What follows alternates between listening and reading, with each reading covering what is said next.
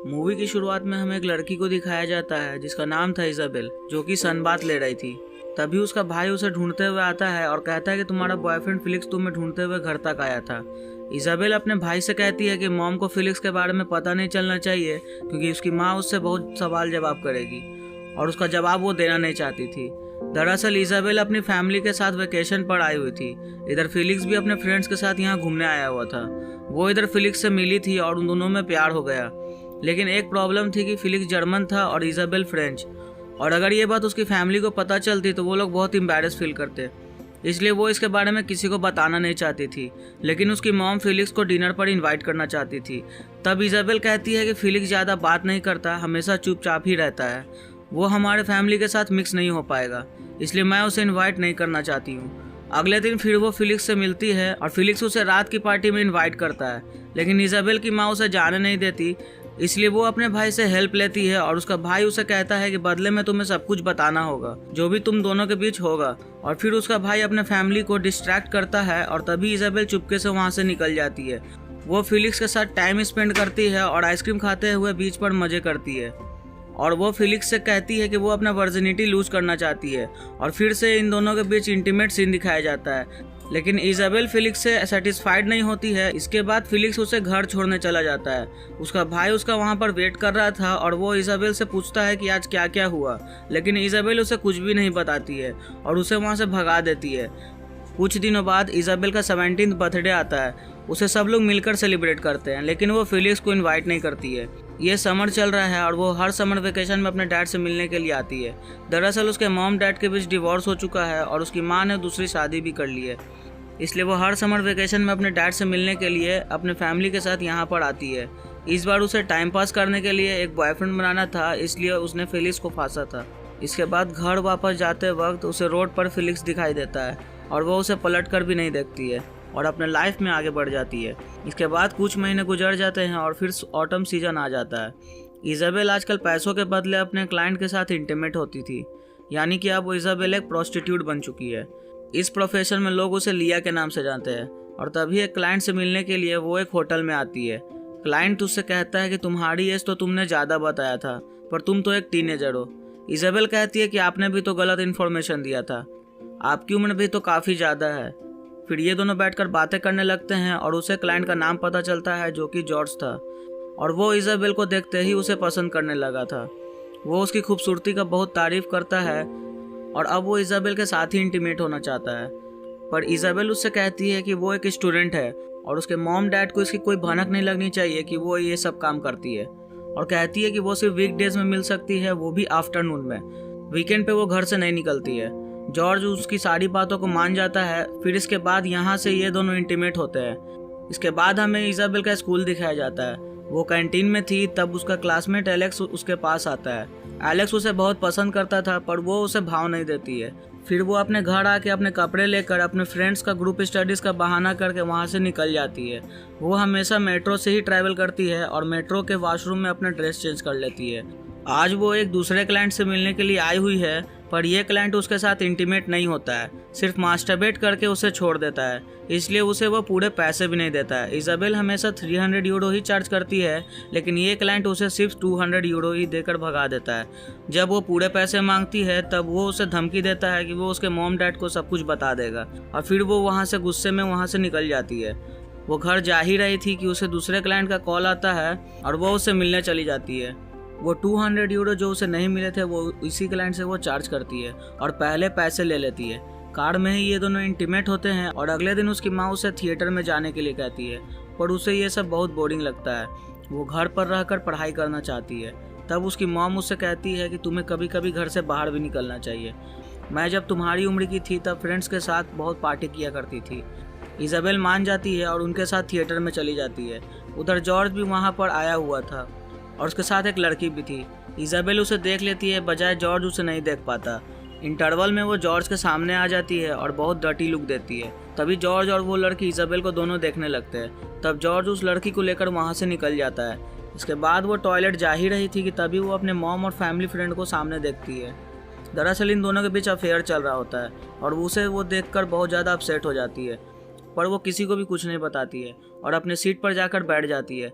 तभी उसे जॉर्ज का एसएमएस आता है और वो उसे कल मिलने को कहता है कि वो सेम टाइम और सेम प्लेस पर मिलना चाहता है। इसका मैसेज देखकर इजाबेल को काफ़ी अच्छा महसूस होता है, क्योंकि इजाबेल उसके साथ एक तरह का बॉन्डिंग महसूस करती थी और वो उससे प्यार भी करने लगी थी, क्योंकि वो उसे समझता था।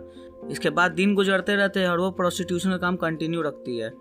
ऐसा करते करते वो बहुत सारा पैसा कमा भी लेती है और सब पैसा सेव करते रहती है। अगले दिन वो जॉर्ज से मिलने उस होटल में जाती है और पूछती है कि उस दिन उस थिएटर में वो लड़की कौन थी, क्या वो तुम्हारी वाइफ थी? जॉर्ज कहते हैं कि नहीं, वो मेरी बेटी थी। मैं कभी एक अच्छा डैड नहीं बन पाया और उसकी देखभाल भी अच्छे से नहीं कर पाया। बहुत सालों तक वो मुझ पर गुस्सा थी, बट रिसेंटली अब हम दोनों के बीच बात हो रही है। वो मेरे पास ही रहती है, उसे मूवी देखना बहुत ज़्यादा पसंद है, इसलिए हम दोनों कभी कभी एक साथ थिएटर में मूवी देखने चले जाते हैं। फिर जब इजाबेल उससे पूछती है कि तुम कैसे हस्बैंड हो, तो जॉर्ज उसे कहता है कि मैं हमेशा कोशिश करता हूँ कि एक अच्छा हस्बैंड बन सकूँ। इधर जॉर्ज इजाबेल से पूछता है कि तुम्हारे डैड और तुम्हारे बीच रिलेशन कैसा है, तो इजाबेल कहती है कि मेरे डैड ठीक वैसे ही हैं जैसे डैड को होना चाहिए। इसके बाद यहाँ ये दोनों इंटीमेट होने लगते हैं, लेकिन जब ये दोनों इंटीमेट हो रहे होते हैं तभी अचानक जॉर्ज को हार्ट अटैक आ जाता है और उसकी मौत हो जाती है। आज उसने वाइग्रा ली थी ताकि लॉन्ग टाइम वो इंटीमेट कर सके, लेकिन ओवरडोज की वजह से उसकी मौत हो जाती है। इजाबेल उसे बचाने की काफ़ी कोशिश करती है पर बचा नहीं पाती है, तो वो जल्दी से अपने कपड़े पहनकर वहाँ से निकल जाती है। इसके कुछ दिनों बाद 2 पुलिस ऑफिसर इन्वेस्टिगेशन करने के लिए इजाबेल के मॉम के पास आते हैं। वो कहते हैं कि लिया प्रोस्टिट्यूट कहाँ है, वो जॉर्ज के डेथ में इन्वॉल्व है। उसकी मॉम पहले ये सब बिलीव नहीं करती है, लेकिन जब उन्हें सीसीटीवी फुटेज दिखाया जाता है तो वो शॉक हो जाती है। ऑफिसर कहते हैं कि इजाबेल 17 साल की है, वो अभी भी माइनर है, इसलिए उसे कोई सज़ा नहीं होगी, उसे एज अ विक्टिम कंसीडर किया जाएगा। मेन ऑफिसर उनके घर आते हैं और इजाबेल के लैपटॉप से उन्हें बिजनेस के बारे में पता चलता है, जिसके थ्रू उसे क्लाइंट मिलते थे, और उन्हें पता चलता है कि सब पैसा वो अपने लॉकर में रखती थी और उन्हें वो पैसा भी मिलता है। फिर इजाबेल जब अपने घर आ जाती है तो उसकी मॉम उसे बहुत मारती है और पूछती है कि तुमने ऐसा क्यों किया, पर इजाबेल उसे कुछ भी जवाब नहीं देती है। उसकी माँ उसे देखकर बहुत ज़्यादा परेशान रहती है और उसे वो बोर्डिंग स्कूल भेजना चाहती थी, और तभी उसका हस्बैंड उसे संभालते हैं और कहते हैं कि इजाबेल बहुत खूबसूरत है, इसलिए शायद उसे कोई ऐसा ऑफर मिला था जो शायद वो रिफ्यूज़ नहीं कर पाई, और इसलिए शायद उसने पैसों के लिए ऐसा किया होगा। अगले दिन वो पुलिस को स्टेटमेंट देती है और ऑफिसर उससे पूछते हैं कि तुमने ये सब शुरू कैसे किया। इजाबेल उससे कहती है कि इंग्लिश स्कूल से घर लौटते वक्त एक आदमी ने मुझे अप्रोच किया था और वो मेरे साथ इंटीमेट होना चाहता था, और उसके बदले में उसने मुझे पैसे भी ऑफर किया था, लेकिन मैंने पैसे लेने से मना कर दिया था। और एक हफ्ते बाद मुझे लगा कि मुझे ये काम करना चाहिए, तो उसे कॉल करके होटल में मिलने के लिए मैं चली गई थी। ऑफिसर उससे पूछते कि आखिर तुमने ऐसा क्यों किया, क्या तुम्हें यह काम करना चाहिए?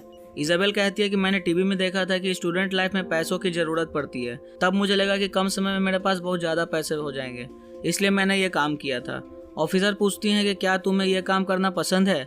इजाबेल कहती है कि पहले तो मुझे यह काम पसंद नहीं था, लेकिन अब धीरे धीरे मैं एडिक्टेड हो गई हूँ। फिर ऑफिसर पूछते हैं कि तुम ये काम कंटिन्यू करना चाहती हो? इजाबेल कहती है कि मैंने अब तक इसके बारे में कुछ सोचा नहीं है, शायद कंटिन्यू करूँगी। तब ऑफिसर कहती है कि इस काम में बहुत रिस्क है, प्रोस्टिट्यूट पे हमेशा टैक्स लगे रहते हैं, उनके क्लाइंट्स उनका रेप करके कभी कभी उनका मर्डर भी कर देते हैं। शॉर्टकट में पैसा कमाना कभी भी सीधे रास्ते से नहीं होता है, तुम मेहनत करो तो कोई दूसरा काम ढूंढो। इजाबेल पूछती है कि मेरे पैसे कहाँ गए, क्या वो पुलिस के पास हैं? ऑफिसर कहती है कि नहीं, तुम 17 साल की हो, अभी माइनर हो, इसलिए वो पैसे मैंने तुम्हारी माँ के पास रख दिए हैं। घर जाके वो अपनी मॉम से वो उस पैसे के बारे में पूछती है, तो उसकी मॉम उससे कहती है कि वो पैसे वो किसी एनजीओ में दान कर देगी। ये सुनकर इजाबेल बहुत ज़्यादा गुस्सा हो जाती है।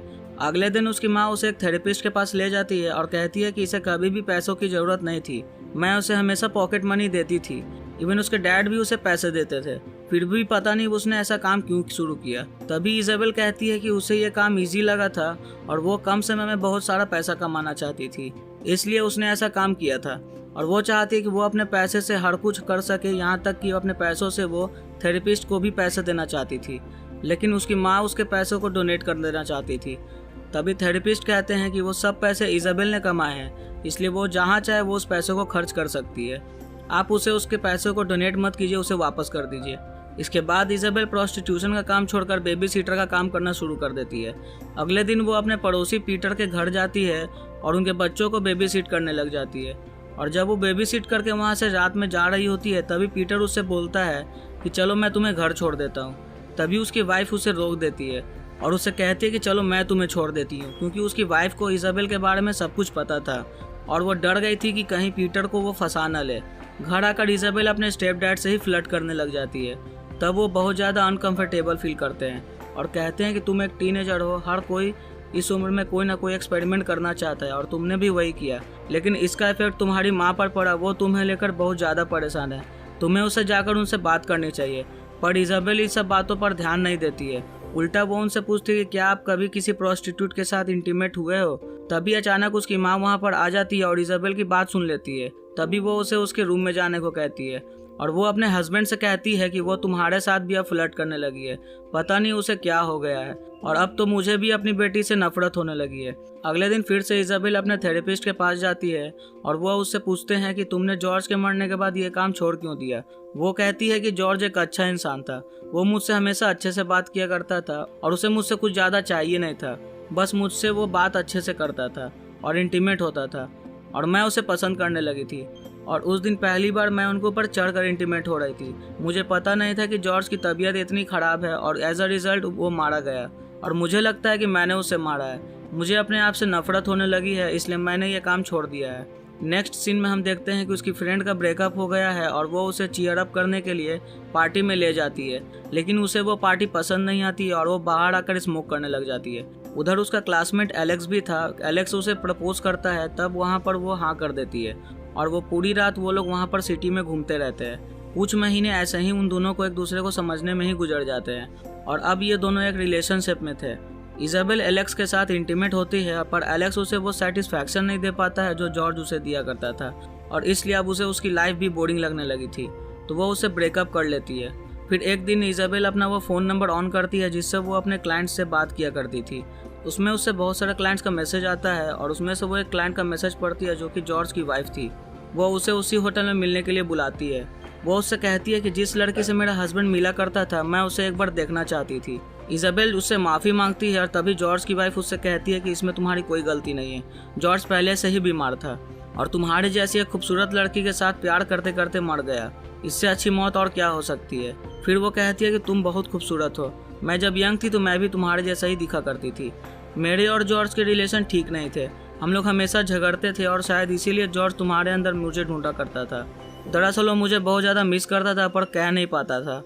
फिर वो उसे लेकर उसी रूम में चली जाती है। वो कहती है कि मुझे ये रूम देखना था और वो इजाबेल को पैसे देती है।